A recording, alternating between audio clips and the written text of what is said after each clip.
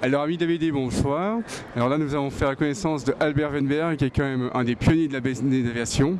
Bonsoir Albert. Bonsoir. Petite question, comment as-tu créé Dan Cooper?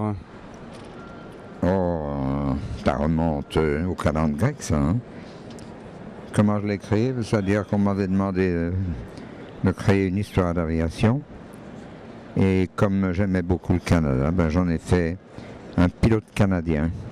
Donc au départ, c'était un pilote d'essai, évidemment pour des avions militaires, d'accord. C'est un pilote d'essai. C'est comme ça qu'est né Dan Cooper, il y a de cela maintenant, 1954. Ça fait donc déjà pas mal de temps. Maintenant, Dan Cooper est venu le héros du Canada. Il y a une exposition il y a quelques années en arrière.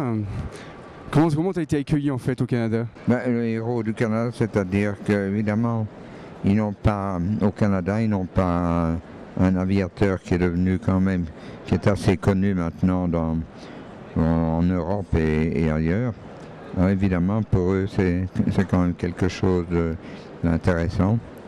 Et on a fait une très grande exposition. Je crois que on m'a posé la question, d'ailleurs parce qu'il y a des personnes de l'ambassade du Canada qui sont venues ici hier, avant-hier, et qui ont posé la question. Je n'arrive plus à donner exactement la date. Je me demande si c'était pas en 94, peut-être. Non? C'était ça, hein? À peu près, hein? Oui. Là, évidemment, c'était une grande exposition qui a été inaugurée par le Premier ministre canadien, par le Premier ministre de Belgique.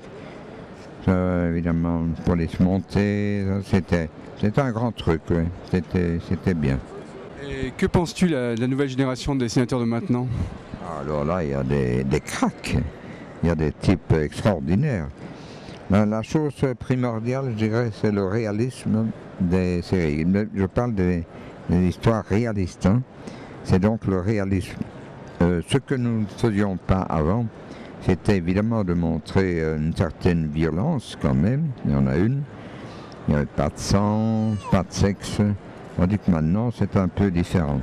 Mais la chose peut-être primordiale, indépendamment de ça, c'est la manière dont tous ces auteurs travaillent avec la couleur. Ce que nous ne faisions pas tellement auparavant. Et ça, c'est vraiment magnifique. Après, il y a évidemment des auteurs qui sont fabuleux au niveau du dessin, au niveau de la conception des choses. Donc c'est beau. Et maintenant il y a une nouvelle mode. En fait, la plupart des bandes dessinées, on les voit maintenant au cinéma. Qu'est-ce que tu penses de cette nouvelle mode?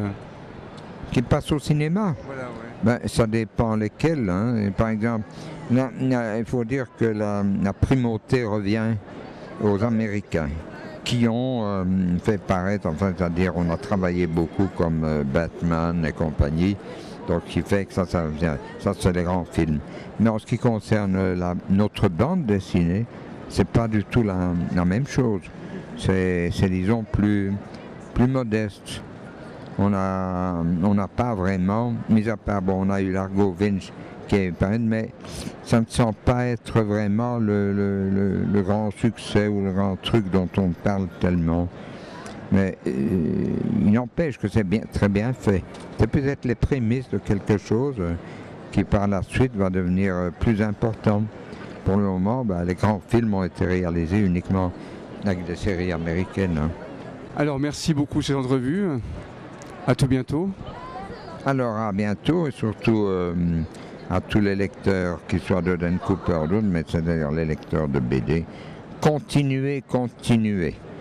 Nous, de toute façon, nous continuons, nous serons toujours là. Nous serons ici jusqu'à ce qu'on nous chasse. Salut. Merci Albert.